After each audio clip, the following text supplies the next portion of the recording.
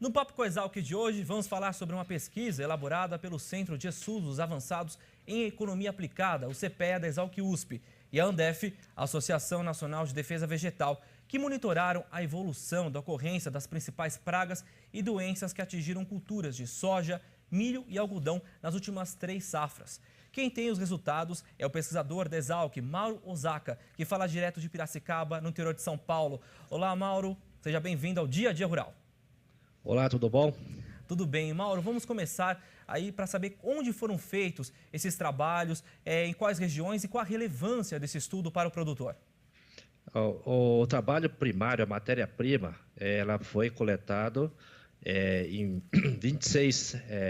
32 regiões produtoras do Brasil, um projeto feito junto com o pessoal da CNA, do Campo Futuro, e que nós tomamos como base desse levantamento via painel, em que os produtores rurais e o sindicato rural, eles reúnem esses produtores e nós coletamos os dados do sistema de produção da fazenda típica de cada região.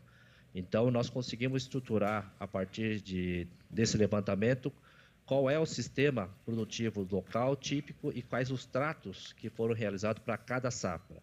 Então, nós pegamos da safra 14, 15, 15, 16, 17, 18, e nós pegamos esses dados e extrapolamos esses dados para as micro-regiões locais e depois nós conseguimos dimensionar isso com caráter nacional.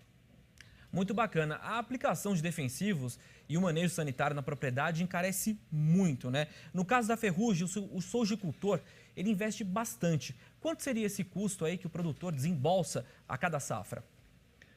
Nós vamos tomar como base na tua pergunta, quanto que custa o trato nacional, né? Seria 8 bilhões, em torno de 8 bilhões de reais. Esse é o custo, quanto que a soja, o custo do tratamento com fungicida para o controle da ferrugem da soja, né? Então, esse é o custo estimado, né, em caráter nacional, quanto que se trata, né? Se você tivéssemos a condição de não tratar o controle dessa soja, né, desse fungo na soja, seria essa economia. Contudo, o controle do fúngico é um mal necessário que nós encontramos no nosso trabalho. Na pesquisa, vocês fizeram um trabalho interessante, né? Simularam uma situação em que os produtores não utilizaram fungicidas, né? Principalmente na produção de soja. Qual foi o resultado desse trabalho? Como é que vocês podem aí avaliar esse resultado? O resultado, ele, na verdade, é só uma reflexão, né?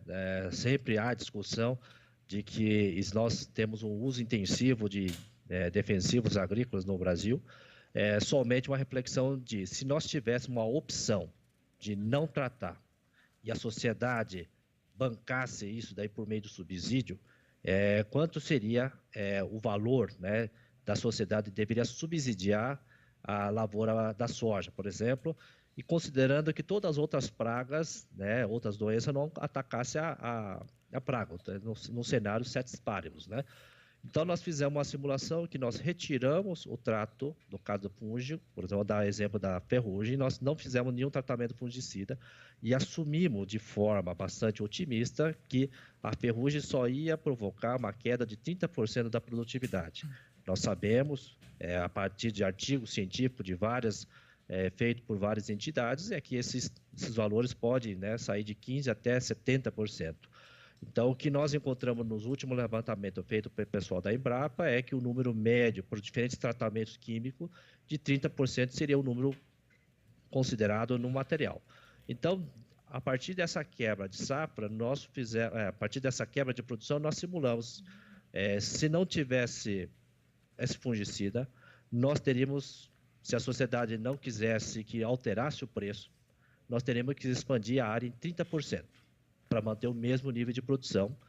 E essa área, nós teremos que utilizar áreas hoje não cobertas por soja, nós teremos que ocupar outras áreas de pastagem, talvez áreas nativas, e assumindo que essas áreas novas teriam o mesmo nível de rendimento, de produtividade que outras áreas. Então, isso significa que nós teríamos que ter um subsídio, uma ordem de 33 bilhões de reais, né? A sociedade teria que bancar esse subsídio.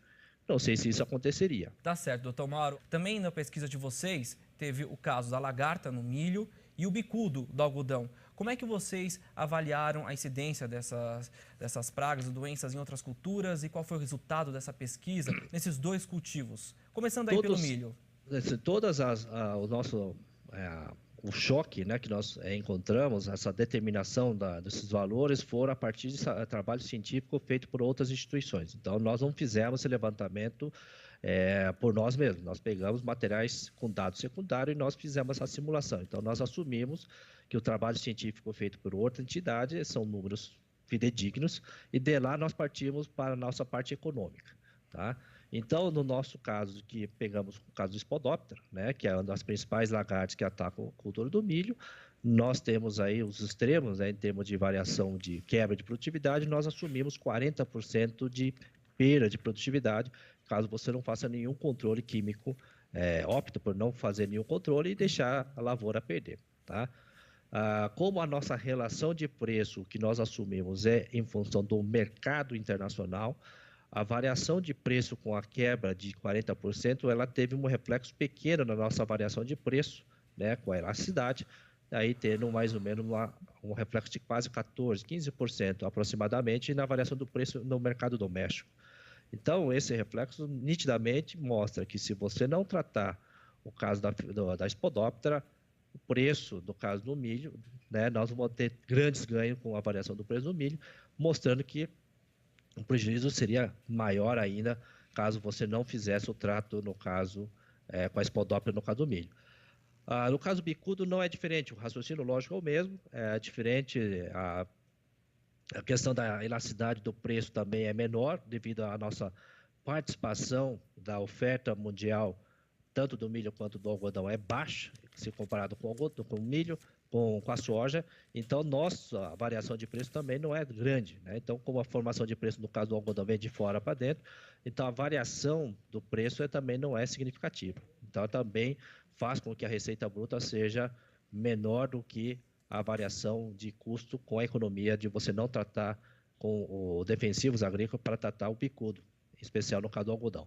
Então, esses mostram o resultado, né, que infelizmente, a tecnologia que nós temos hoje disponível na prateleira não permite a opção de o produtor não fazer a intervenção química, né? Ele pode, o que nós podemos pensar daqui para frente é que se há a possibilidade de fazer manejo integrado de praga, inclusão de novas tecnologias que nós temos disponíveis no mercado, que os produtores já estão utilizando, ela faça para minimizar o problema desse ataque dessas pragas num país tropical. Tá certo. E esse foi o nosso Papo com Exalc de hoje.